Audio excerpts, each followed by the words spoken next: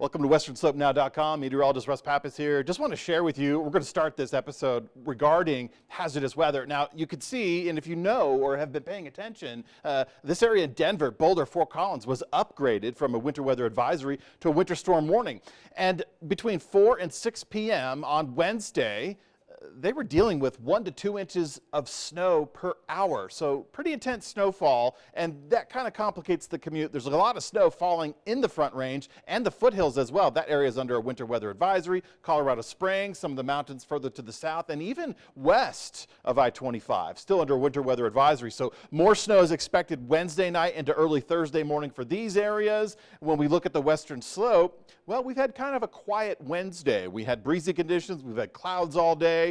Some of the light snow showers started falling for Grand Junction around 2:30 this afternoon. No accumulations. And we've had a couple of rounds of light snow between 2 and 6 p.m. on Wednesday.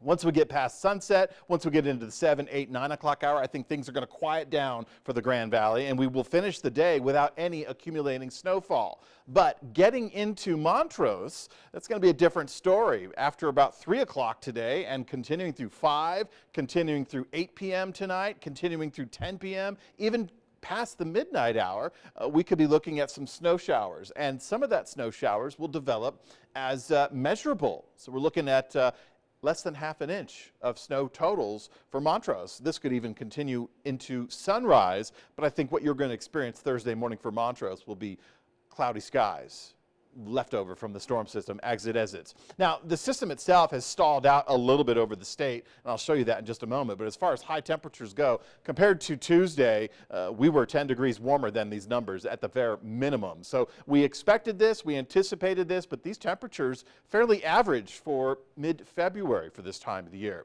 And during this recording, the current temperatures a little bit colder. This is towards 5:30. This is getting into the sunset hour. So we expect some colder temperatures. We will lower and get our low temperatures Thursday morning back into the cold zone, but that cold zone is right where we should be. That's the expected low temperatures on the forecast. I'll show that to you. Wind speeds during this recording, 5 to 25 miles per hour. Top wind gusts of the day getting into the 25 and near 30 mile per hour zone. So not bad, certainly not bad compared to ahead of the cold front on Tuesday when we had those stronger wind gusts. Now, the problem with this system, and remember, it was two systems. It was a northern branch and a southern branch. The northern branch had the cold front, and that has since swept through the region.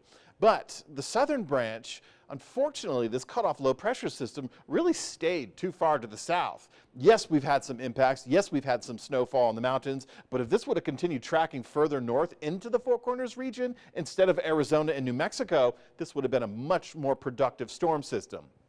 As it turns out, cold front exited the state after sunset tonight, and, well, we did get some stalling earlier in the day, and that's what helped enhance some of that snowfall for portions of the Front Range, and again with the San Juans. So as we get through Wednesday night, cold front continues to sink into the southern plains. We still have a stationary front, a stationary boundary, if you will, that's going to help enhance some of this snowfall for primarily the Front Range. But all mountain zones should pick up some snow. I saw an unofficial report out of Powderhorn social media around 4 o'clock Wednesday. They had 5 inches of snow, and that was at the end of the day. So waking up Thursday morning to get into the Powderhorn, powder, if you will, that's something that should be on your list. But don't tell your boss I said so. Getting into Thursday, well, again, Montrose will start with clouds.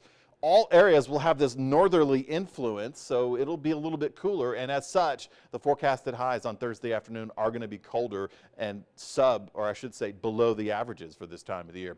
As far as temperatures go for the rest of the week, though, we will get a mild and slow recovery. Getting into Saturday and Sunday, we'll experience those 50-degree readings again. Now, as I was talking, here's some of that lingering snow potential for Montrose all the way through 7 a.m. Thursday, but primarily this should just be cloud coverage at that hour, but past midnight, they could certainly be dealing with some light snow. Not a deep accumulation.